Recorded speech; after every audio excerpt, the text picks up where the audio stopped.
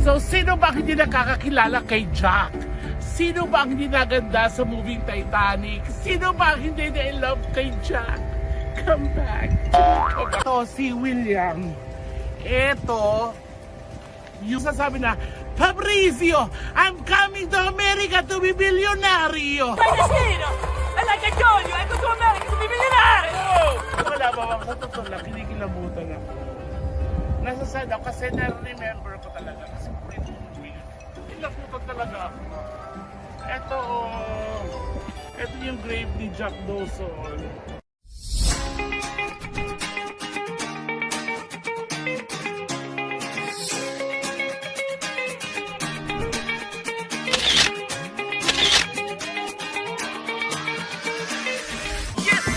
Welcome back to my channel.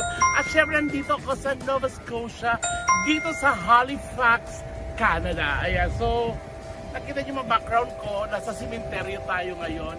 Kasi etong cemetery na to, isa to sa mga tourist spot dito sa Halifax, na kung saan dinara ito ng mga turista kasi nga dito doon nakalibing, o dito nakalibing daw si Jack Dawson ng Titanic. At yung iba pang mga crew, passengers, staff, ate ko po kada sa kadang arte-arte. Ayan, so, nandito, titignan natin kung totoo. Hi, kasi eto ni-research ko rin kasi ang Nova Scotia, ang Halifax, is facing Atlantic Ocean. Tama? Tama. Tapos sa kalagitnaan nun, New York, tapos doon lumubog yung Titanic. Sa kalagitnaan ng Nova Scotia at saka ng New York, doon lumubog yung barko ng Titanic. Kaya may mga labing na hukay, tapos dito na ilibing. So, hindi ako makalaban pa sa bibiro. Eto. Diba? So, sino ba ang hindi nakakakilala kay Jack? Sino ba ang hindi naganda sa movie Titanic? Sino ba ang hindi na in love kay Jack? Come back. So ay mga lababab, syempre nagtataka kayo, paano nila nalaman na si Jack yon na nakuha nila? Kasi nung nangyari yon sa sobrang lamig ng tubig, so parang na-freeze sila, tapos naging yelo, lumutang sila. Tapos yung dalawang ship vessel or nag-rescue ay taga dito mismo sa Halifax. So, kinuha sila by numbers. So, yung mga nakalutang na lang to, halimbawa, number 1, basta si Jack nasa 200 plus yun ba? 227. Nasa 227 si Jack na nakuha. Kasi talagang priority nila yung mga babae at bata. So, syempre, namatay sa lamig, kaya yung iba nakalutang. Kaya ang number ni Jack ay 227. Kasi yung mga nauna, bata at saka mga babae. So, alam nyo na yung mga trivia, mga lava babs. Kasi ang kwento sa akin, na kaibigan ko na nagdudunong-dunungan na si Gladys Chuchay Guevara, kaya daw na nandito si Jack kasi daw may tambar yung pintuan na nakalutang. So hindi ako nabibiro makalawa ba? So eto na, puntayin natin this way, yung mga Titanic, ayan. Unahin natin si Luigi Gatti. Ayan. Si Luigi Gatti, siya yung parang security or officer na naka-telescope na hindi nakita yung iceberg. Kasi nga, binabanatan ni Jack si Rose doon sa loob ng sasakyan. So, isa siya sa may kasalanan. Charot. Ito, si Luigi. Ito naman si Simon Satter. Si Simon Satter naman, alam nyo nasa ilalim. Yung gumagano na ang macho-macho. Yung, kasi wala pang gasolina, di ba? Yung inulugan ng uling, yung ginagano nila. Yung parang Mexican na ang gwapo. Yon, siya yon. Eto si Malcolm J. Johnson. Tapos eto si Judson Johnson. Sila po yung mag-asawa na, di ba, natulog na lang, hinayaan na nilang lumubog yung nagyakapan sila sa bed, sila yun. Ha, alam ko na yung kwento. Makapag-invento lang. Si Henry Price, siya yung nag-iisang kapitan na nagbaril na lang, nagpakamatay. Diba? So, sobrang na-depress siya. Tsaka na, Itchusera. Ayan. Tapos, eto si John H. Chapman. So, kilala niyo ba yon? Siya yung nagbabayolin habang lumulubog yung barko. Siya yun. Kilala ko yan kasi kamukha yan ng ninong ko. Kaya alam na alam ko, hindi pwede hindi. Si Thomas Molin. Ayan, kilala ko yung Thomas Molin. Siya yung nakasalubong ni Rose sa pasilyo, yung kukunin yung itak para alisin yung yung posas. Siya yun eh. Kilala ko yun. Napanood ko lang beses yun eh. Wala ba, sa totoo lang, hindi kilabutan ako. Nasa sana kasi na-remember ko talaga. Kasi kwento mo yun. Asa siya kay Jack? Nandiyan yung kay Jack? Hindi ka dali. Kilabutan talaga ako. Ito yung grave ni Jack Dawson. Kaya numbering sila kasi sa pagre-rescue. So kumbaga si Jack, sa sobrang nag-freeze yung katawan niya, by numbers na lang. So dito na dinala yun. Yung mga nakasurvive sa New York yung dinala. Yung mga hindi, dito. Kasi dito yung pinakamalapit. Galing ko. So eto, si William. Eto, yung friend ni Jack, na Meksikano ata yun, na kasabay niya ng tong hits, na na-hits nila, yung mga barya. Tapos di ba tumatakbo sila, siya yung sasabi na, Fabrizio, I'm coming to America to be billionario. Fai destino! E like I told you, I go to America to be millionaire! Di siya yun, di ba? Ito siya, oh. Siya yun. Tapos, eto naman si Jay Ackerman. Siya yung binigyan ng pera ng fiancé ni Rose. Siya yun.